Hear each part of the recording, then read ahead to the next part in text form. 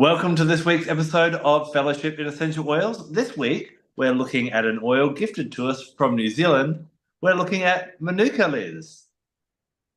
Yes, and it's an oil that I have used for 30 years, but I still don't know how to say. Is it Manuka or is it Manuka, I wonder? Well, I know there's a macron above the first A, which does kind of suggest that we need to say that A a little bit longer. But I've actually asked a lot of people from New Zealand, and some say Manuka, and a couple say Manuka. I don't quite know, so I'm going to go with All right, Manuka for today. I'm gonna go with Manuka because I like Manuka and Kanuka together. Yes, sounds beautiful. Now, most people have heard of Manuka, probably from Manuka honey, but obviously we're going to be talking more about the essential oil, which is steam distilled from the flowering tops and mainly the leaves of the plant. Yeah, exactly. And as you say, like the honey itself is so well sought after. Here in this country, if you want a good pot of Manuka honey, you're looking at 100 quid, which is ridiculous amounts of money. But there's so much research now of the benefits of a honey that comes from a single flora. So, for example, I use orange blossom honey because that's much cheaper. But this idea of them have the concentration of the properties of the plant through the pollen into the honey is really well sought after, but and very well researched too. There's a huge amount of research done into Manuka honey, but not that much done onto Manuka essential oil, sadly. And what's interesting was when I was first training, I can remember the excitement when a clinical trial came out. I can feel myself getting ready to sneeze, I will warn you. And in a petri dish, they had been able to prove that Manuka could kill MRSA, the superbug that goes all the way through hospitals. And actually, more recent clinical trials show that it will kill it within 5 seconds, 100% in 5 seconds. So this was like very, very exciting. It was on proper national news. But since that time, they've been able to, they haven't been able to find a way to be able to replicate it on a big enough scale in human cells and across like a general population. So, because, I mean, I don't know if people understand that when something happens in a petri dish, it's not obviously affected by other pathogens within the blood. So quite often essential oils, when they are added to blood, will kind of bubble up and go now and won't act the same way. So I'm guessing that they will now research it under a different way of doing things called nano encapsulation, which is a biological way where they can encapsulate actual constituents and protect them against other things, so that concentrated property can still go ahead. And it's very new technology, but lots of essential oils are being investigated for with nano encapsulation to be able to see how they perform when isolated from blood pathogens. Now, obviously, it probably has a lot of potential in the future, but I still think that there's lots of different uses that we can use it at home for these days. Sometimes it's nicknamed super tea tree. Would you agree with that statement or not? Well, yeah, I mean, the Maori, of course, have used it as an indigenous medicine for a long, long time. And there is some suggestion by some authorities that it actually might be the original tea tree. And chemically, actually, they're quite dissimilar, I think.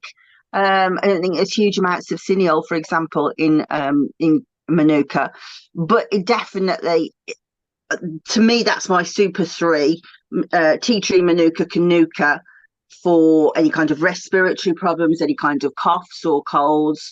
So I've just developed, I don't know if you can even see, it's very sore, like a wicklow down there, and I've never had one before, and I was kept looking and thinking, what's there? I can't see anything, but it's very, very sore. So it's obviously some kind of infection. So I shall put Manuka, Kanuka and tea tree and actually allspice on that later today, just to see if we can really dig down to the underlying infection that's causing it. And oh, ow, just hit it. I was reading ow a lot. Every time I touch something, it hurts. Yesterday I was thinking, oh gosh, it's been so long since I've done any research on Manuka. I'll have to get the books out. So my usual way of doing things is to go and like, have I written about it before? Any notes? And interestingly, I've never written about it for any company. So that's very rare to say. So I was like, oh, great. That means I've got to do huge amounts of work. I know I'll go and get Debbie Atterbury's book out because it'll be in there. But I thought, I know, actually, I'll have a look in Helen Nagle-Smith's book and see if she has done anything on it. And she does a tremendous synopsis in her book. So this isn't out yet, but it is on pre-order in Amazon. It's called Working with Unusual Essential Oils, or Unusual Essential Oils. Fantastic book. And she covers Manuka really, really well. And I was surprised to find there weren't any surprises. Everything that I knew back in the 90s, kind of, I don't think we've discovered very much more since. Although she wrote more about the emotional side, and I would never consider using emotionally, but I will talk about that in a minute. But the main sort of things that you're looking for is antimicrobial, antiviral. She talks about how she actually uses it neat on the skin, undiluted sometimes. If there's like a skin outbreak or a rash, she'll use it neat on occasions. And I would agree with that. I quite often use that one neat, even though we're always supposed to say you should dilute every single essential oil. And I'm not saying that I would always use it undiluted, because that's definitely not so, but it is one that I kind of just go, oh yeah, just have a bit of that on. Sometimes I use it on the dog as well if she scratches herself, just to clean that up as well. So yeah, it's very much a kind of bugs, nasty bugs and germs kind of essential oil. It has antifungal properties as well, but that's not something I would go for. Something like, I would use tea tree over the top of it, actually. What's interesting is the chemistry really changes a lot based on where it grows. So the chemistry of Manuka grown in Australia is quite different from the one that is grown in New Zealand. And on the east coast of New Zealand, it creates a completely different chemical profile. And again, at the altitude that it grows at. So if you are interested in doing that kind of fussiness that I do get interested in that, and I kind of go, well, what I want it to do is this, and so therefore I want the most amount of this to be able to do it. Specifically when I'm using helichrysum, for example, if you go to sort of Corsica, Sardinia, you'll get more narrow acetate, which is a better skin healer.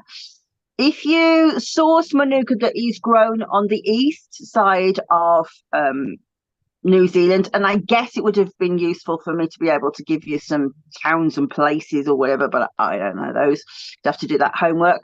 There will be higher levels of triketones, and so ketones are a really interesting chemical group. If anybody's watching the lectures by Dr. Maltihosel from Oshadi, he talks about the ketones as being the disincarnators. So what he means by that is that it kind of changes chemical structure and crystalline structure. So on a physical level, when we use ketones, they're very good for breaking down scar tissue, for example. Anything that's really hard, it softens it. So in particular, think about when you have a horrible chesty cough and it's really, really thick with what's it called, catarrh on your chest, or phlegm in your phlegm on your chest, catarrh in your face. It softens it and loosens it off. So anything that's high in ketones is great for those kind of situations. And it's also good. The reason why it calls it disincarnator is because it kind of loosens our spiritual connection with our physical body. So it makes it lighter and able to dissipate. So it's very good for things that are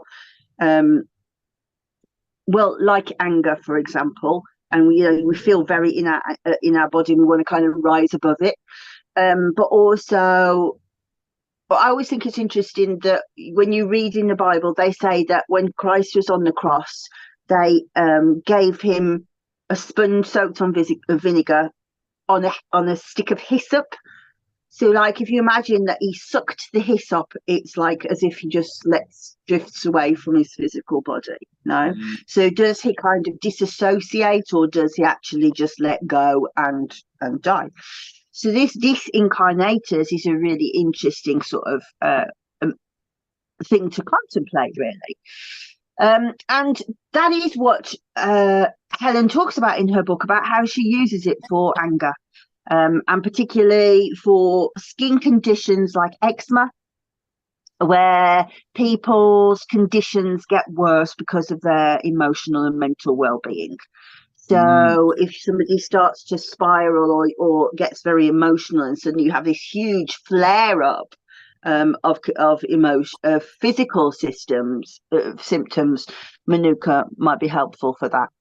Um, so yeah, really interesting to kind of revisit the art, because I haven't really thought about it. I've just kind of used it in an automaton way of using it for many years.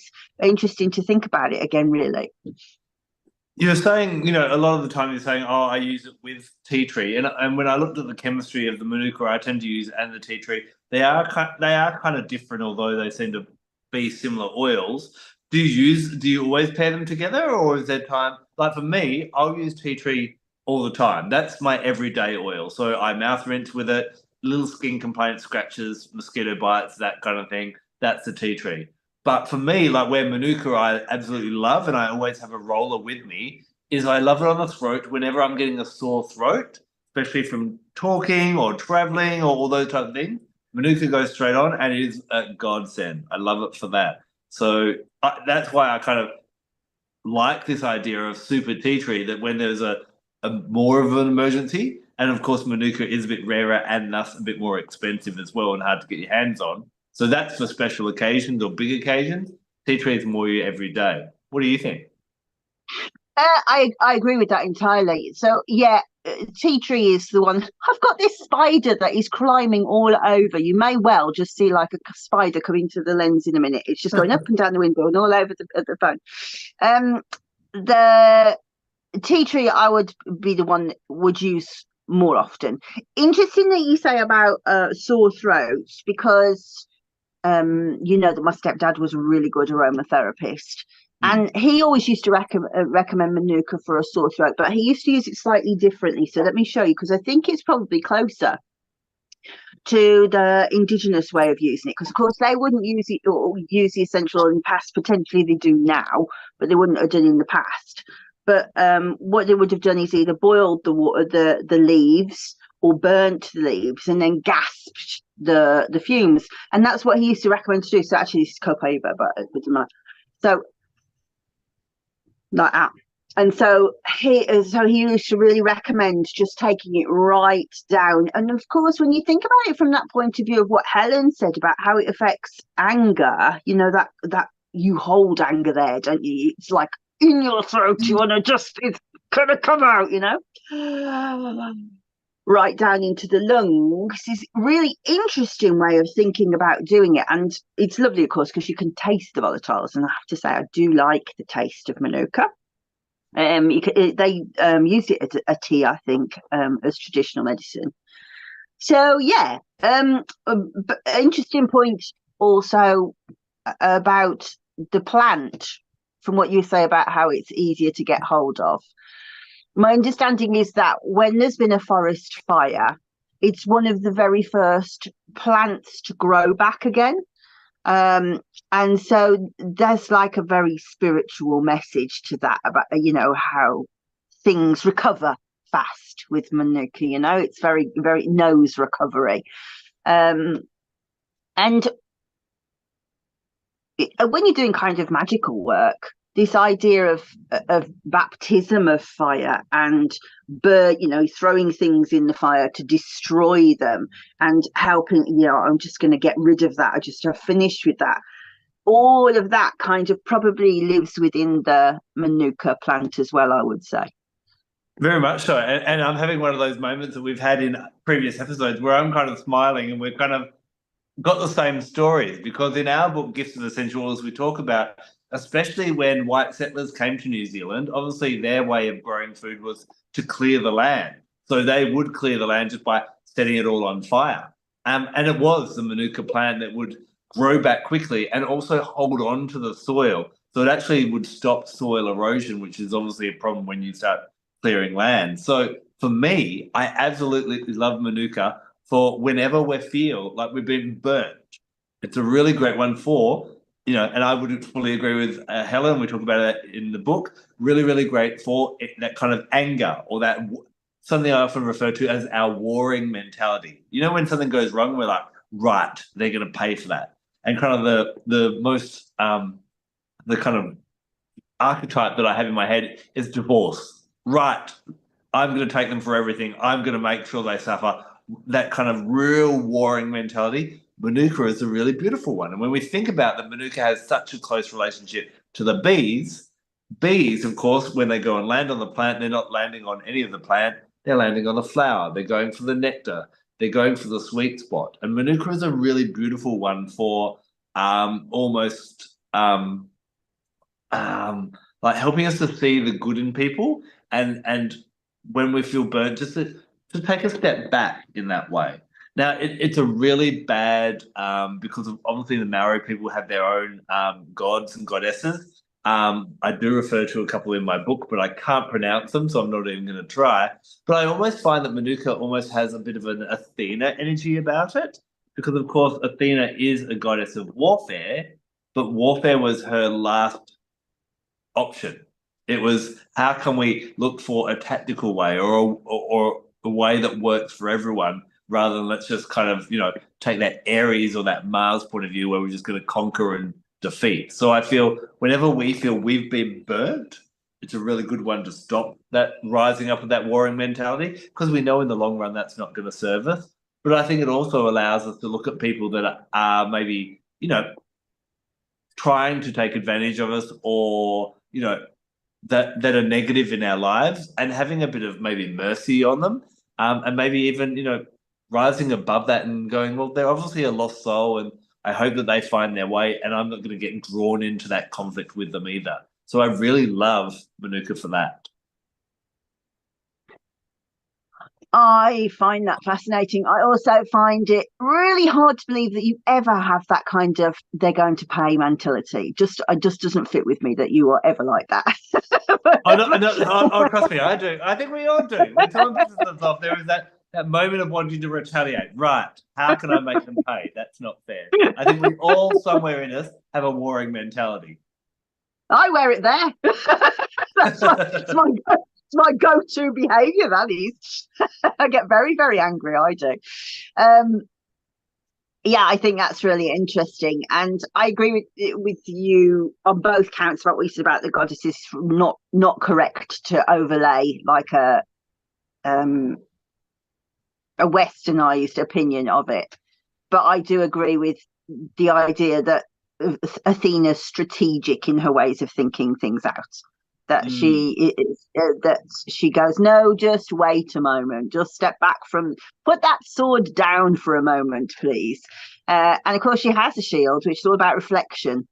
And this is something that I'm really getting involved in a lot at the moment, thinking about reflection, about going off topic completely now. The spirit's just kicked in and gone, no, you can just switch on now. So a lot of the work that I've been doing at the moment is about the nymphs of ancient Greece and where the nymphs are usually, well, water nymphs, for example, are at water, or they have like mountain nymphs, etc. The Melissa are bee nymphs, but usually water. And the different ways that water can be used spiritually, and particularly with the idea of a pond, same principle with Athena's shield. Perseus's shield, he uses it to reflect Medusa's stare, didn't he? Sent it right back. And so this idea of being able to look, we talked the other day about scrying. Do you remember? And I said, I can't scry. Well, actually, I've been learning to reflect in that way of looking and seeing what comes back to me. And Manuka has been useful for that, just being able to look and go and reflect and think, wait a minute, how did this come about? How did this come about? Because usually that whole thing of, for me anyway, I forget what I did in that argument. I just remembered what everybody else did. and also, and it arises from that particular moment, the conflagration, the fire, that's what you remember. But in particularly, I remember Debbie Atterby talking to me about this idea of the Maori clearing the land.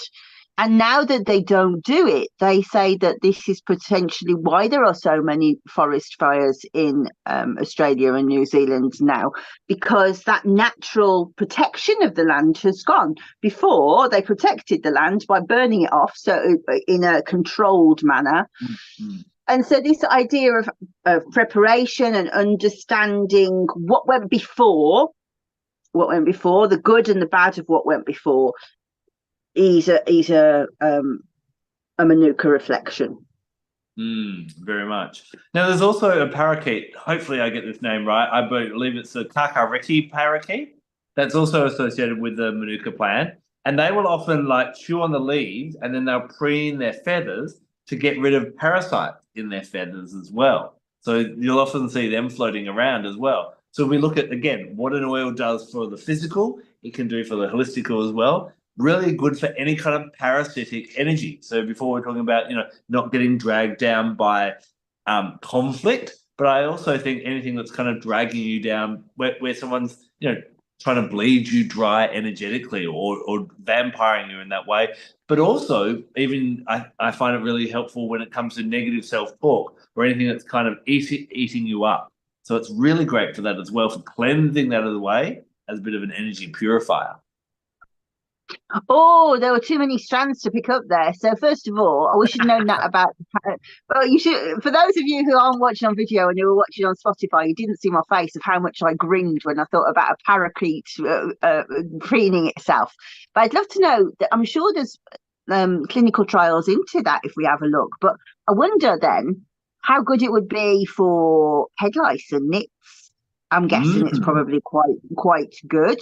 Certainly tea tree has so much evidence. Why would you look for another one? But it's always fascinating to think about that, isn't it? But going right back to the initial clinical evidence that I talked about with the MRSA, that is kind of what MRSA does. It finds a particular spike protein and it hitches a ride all the way through the rest of the human system. So it infiltrates and works like an internal parasite to the blood cells. So it's interesting that, that's right back to where we came in. Very much so. Now, when it comes to chakras, what chakra would you associate Manuka with? Well, see, I thought normally I forget to think about this until you ask me, and then I have a panic about 2 minutes before you ask me and think, I haven't done this. But I did do this, but I still couldn't really come up with one. But what I decided was, in terms of, I don't feel like it actually affects the chakra on me at all, but I feel the vibration goes from here, just under my chin, to just above my chest. So that would say to me that throat and heart, but any more than that, I couldn't really say. What's your thoughts? I'm interested to know. For me, I tend to, because of that empowerment and that kind of, the solar plexus, when it's out of balance or when we're kind of in a warring kind of point of view, that's almost solar plexus versus solar plexus. We're trying to get a one-upman. So I find it's a really nice one for balancing the solar plexus chakra. Has a real kind of golden energy to it, I find.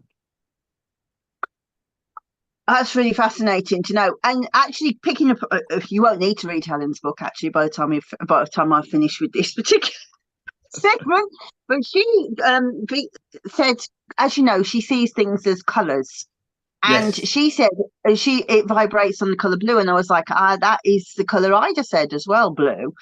But also she told an interesting story that the Maori use Manuka and Kanuka together as the masculine and feminine. So Manuka is the female version, and the Kanuka is the male version. Now I never knew that, but I have always used them together. So I Mm. don't, but I don't really know why. It might be something that Michael taught me for a long time ago because he was really interested in how things paired. But it might be just that in my head I say them together all the time. I always go Manuka and Kanuka. They don't exist singly almost for me. So that's interesting as well. So if you want to know more about that, as I say, there's so much interesting stuff about that in Helen's book. Yeah. Now, one thing I should point out, we've referred to Kanuka a few times. Kanuka, we might go, oh, Manuka, Kanuka, they must be, are they related? In fact, Kanuka is more related to Kunzia in Australia than it is Manuka in New Zealand. Well, that's interesting to know. Yeah, I knew they weren't related. What she points out is that they grow together, though. So I don't know Ah, how whether that's a bit like in our country, nettles and dock leaves grow together. But so that's interesting. Whether I don't know whether they're planted together or whether nature kind of whether their look into that. seeds are attracted to germinate in similar places. I don't know. Yeah, we'll have to dive into that for sure. I think we'll have to do a full episode on Kanuka because, yeah, that is, I find, I've found this with my crystal work and I've found this with my essential oil work as well. There's our general oils and crystals that we all know. There's lavender, there's peppermint, there's amethyst, there's rose quartz. And they're kind of the common ones. But there is this kind of, as we step into this new era, into this new age, there are these more rarer crystals and also these rarer oils that I think are kind of coming in maybe sometimes to help out with a physical ailment that may be more prevalent, but I think also to help us with those kind of new age challenges that we get as well. And I know in your mother's book, she often refers to few oils as like it's kind of not peaking yet. It's going to be helpful in the future in that type of thing. And I think Manuka and especially Kanuka really, really powerful in that way. Yeah, I definitely get the sense that I'm pausing because I don't know whether I want to say oils or plants. I'm going to say oils. Have times of being no, I am going to say plants. Have times of being very full-bodied and hugely full of energy, and then kind of go a little bit dormant. Mm. And interestingly, I had a conversation with a lady at the garden centre the other day because I've been many times over the past few days. I'm keeping the government in taxes just through VAT on plants at the moment. And I bought a load of parsley and different herbs. And she said, "Oh, you haven't bought rosemary because I got loads of different things." I said, "No, I don't need a rosemary." I said, "My rosemary is magnificent this year." And she went very quiet. And I thought, oh, she's having a moment of, oh God, I've got a nutter here. And she went, "Am I?" And she said, and I went, "Why you say it like that?" And she said, "Everything else has died. All my other herbs, none of my herbs are any good at all. But my rosemary's gone huge." And I went, "Am I?" So it's obviously the rosemary's having a moment. And I remember that Mm. in lockdown, apples had a huge moment. The trees were just heaving under them. And I suppose that it's the weather, but it could be more than that, couldn't it? Or maybe like the cicadas have like these cycles, these natural cycles. Maybe there's a cycle we don't know in the plants that they have a. Maybe they're ovulating or whatever. I don't know. I think there's probably, there's a whole field of study and exploration that we and not too many other people have gone down yet of like how the plants do help to prepare us for, things that are happening. And I have heard that eating local food, we are going off on tangents now, but eating local food, if the plant can actually detect things that will be coming up and happening, and they'll actually put it into their chemistry. And so when we eat food that is local, it actually helps to prepare us for what's coming up. Yeah, for sure. That's definitely true of local honey for hay fever. It Yes. because of the actual association with the pollen. But we are so off tangent now. And actually, going back to Helen again, but not her book this time. Helen sends me lovely little pictures all of the time on Facebook Messenger, and she was out. Presumably, she was on her allotment, and she took a smashing picture of a bumblebee, on a rapeseed plant. Now, if you'd have read Facebook about 3 years ago, everybody was saying rapeseed is a terrible plant, so bad for you. Even insects hate it. And I was like, that's so interesting. It must be really insecticidal. Then, when I was reading the Melissa book, I read about this particular bumblebee that had adapted, because a certain type of rose that it used to like to feed on was no longer flourishing. It was this kind of leafcutter bee, no longer flourishing. And so it had adapted to go for rapeseed. And she'd obviously accidentally like captured this moment in nature of like this bee that was maybe this bee that had adapted. But yeah, so they had the plants had changed, the insects had changed to follow that, and it had obviously changing the ecology of the area. Just another reason we need to live in tune with nature as much as we can, I guess. Well, going completely off topic now. Sorry, everybody, if you're listening. I'm hoping that these are interesting thoughts. I've got into podcasts in a big way, walking the dog in the morning, because frankly, I hate the job and it goes too slowly otherwise. And I was listening to one this morning about, well, I can't remember the woman's name or anything. But anyway, she was a water coach, and she was talking about how she had cleansed her pineal gland. Now, I have to say, this is not the kind of podcast I would normally listen to, but it was quite interesting. And she was saying that she was a physical trainer, and then she'd become a boxing trainer, and so she was like physically fit, and she had become emotionally and mentally fit, with boxing. But then when lockdown came, she said, I don't really know that much about the world. I'm going to see if I can become spiritually fit. And she became very interested in water. Her name will come back to me in a minute. And she was talking about how she had gone through lockdown, looking at all of the different ways that you can purify water. Anyway, long story short, then when she came out of lockdown, she went to a fair at Glastonbury, and there was this woman doing crystal healing. And she was like, whoa, that's that. And the woman said, what do you mean? And she said, well, have you got a torch or something? And she said, what do you mean? Well, how are you getting all the colours to come out that crystal? And she could see the light colours coming out of the crystal. She could see the aura. She'd never seen it before.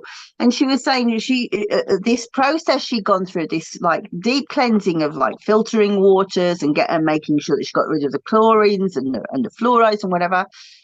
She'd suddenly been able to see so much more in terms of crystals and stuff than she could see before. Wow. It's so interesting. Yeah, interesting.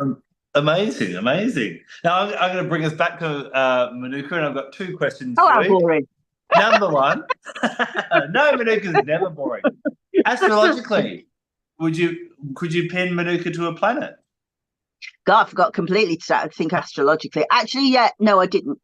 Astronomically, I'm going to say, because I don't feel like it's like the normal set of planets. To me, it feels like it's the pole star. Okay, got you. Fair enough. Yep. And maybe the Pleiades, because just like where you're like, the resonance kind of takes you in the sky when you think about it. But I know that that's a Maori initiation planet, isn't it?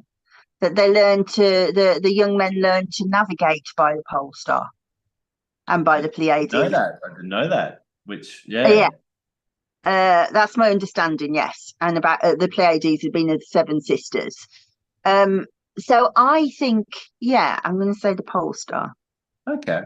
Well, I'm going to stick with my Athena theme and stick with the asteroid Pallas Athena. I find it resonates with that kind of energy of helping us to, live our lives without that warring mentality and a bit more integrity. And Pallas Athena really helps us to shine brightly in that way. That's lovely. Yeah. Now, it seems to be a question that we've been bringing up, and I've kind of noticed this theme over the last 20 episodes or so, we've talked about whether everyone needs to have this oil or not.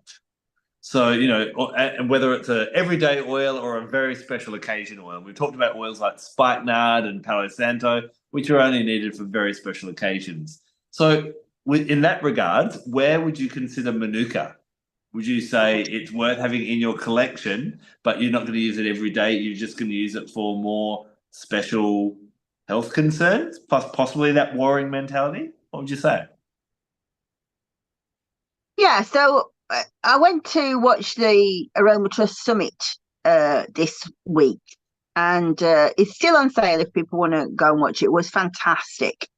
And somebody that I really like was speaking, who is Anna Papa, I can say her name perfectly well, Anna Papajoglou, who is a Greek lady. And she was talking about sourcing closer to home. Now she lives in Greece, so that's the place of the herbs, if ever there was some, wasn't there? Mm. And I do really buy into this idea that is there another medicine that can do the same job closer to home? And my feeling about that is probably there isn't one that does the same job as Manuka, except for tea tree. Well, that's got to travel a long way anyway. And it is well enough available in this country. I don't need to import it from overseas. I can get it without, it come a large number come on one plane rather than mine coming individually on one plane. Mm-hmm. So I feel very comfortable doing that. And given the fact that it's so easily sustainable, it just grows back immediately after whatever you do it.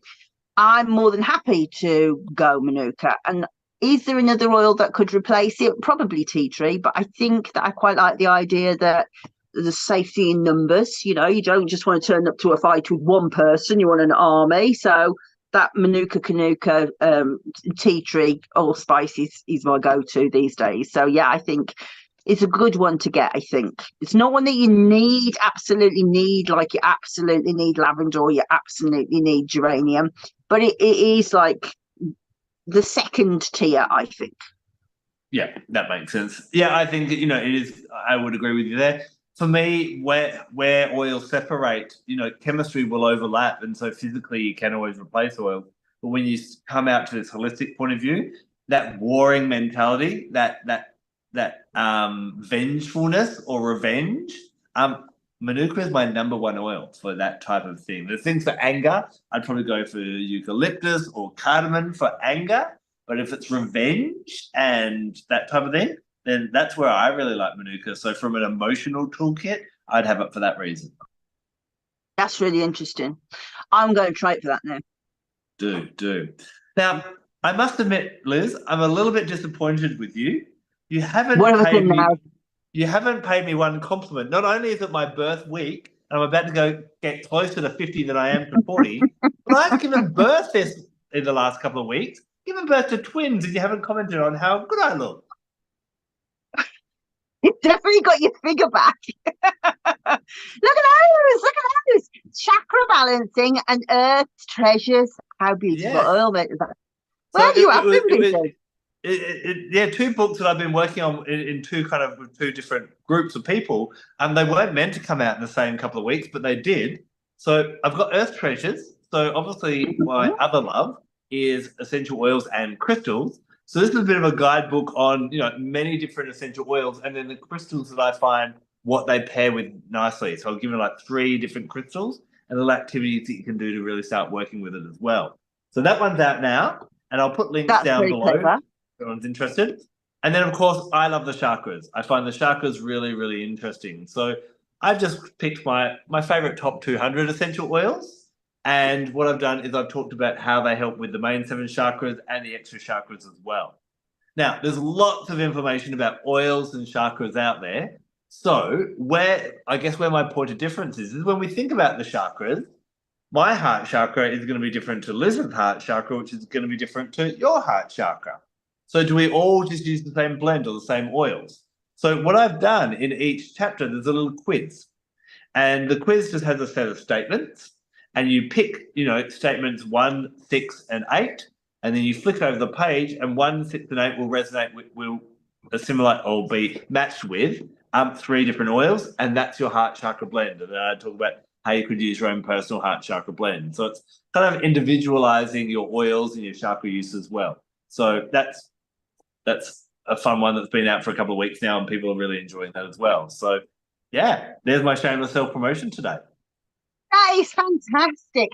It does make me laugh. Your top 200 oils. Do you know what? It was actually just where I found a cutting point. Like, okay, I've got to stop now. And then I counted. And I think I did 199. So I'm like, oh, I'll throw one more in, type of thing. But yes, And then you have to go, I don't know which are the one I like. I don't like any others. I only like 199 of them. oh no, there was a lot more. This is Vanessa will tell you, when we wrote our book, Gifts of Essential Oils, we did a little bit different. You know, as a writer, I'm used to sit in front of the laptop and off you go, kind of thing. But Vanessa is technologically not advanced whatsoever.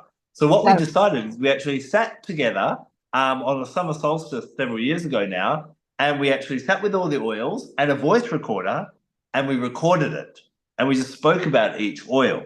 And then we basically had that turned into a transcript. And then my job was to kind of because obviously we speak different to the way we write, I then had to take that information in that way as well. So it got to the final night when we were kind of like getting to the end. I'm like, oh, how about we do this oil and this oil and this oil? And there's like a queue of oils. It's like a waiting room in my head. I'm like, put me in. And, you know, there are even some oils that I haven't seen available for several years. I'm like, oh, okay, maybe you can't go in. But then I'm just going to get emails on how do I get that oil. But yes, just my top 300. Very good. Well, many congratulations. 2 books is a massive achievement. Thank you very much. And now I'm excited because Helen's got one as well. It must be the time for birthing books. It is, definitely. And yeah. And it's such a great time of year, this is. Everybody goes on holiday and you can just sit and go, oh, I know what I want to read on the beach. And grab them all. Yeah, my favourite time of year for books to come out, this is. Very much so. So thank you very much for joining us with Fellowship in Essential Oils. We hope that we've enlightened you about Manuka and some other unusual things as we went off on some tangents today. But we'll be back next week to dive into another amazing gift of Mother Nature. Until then, take care and see you then. Goodbye. See you soon. Bye-bye.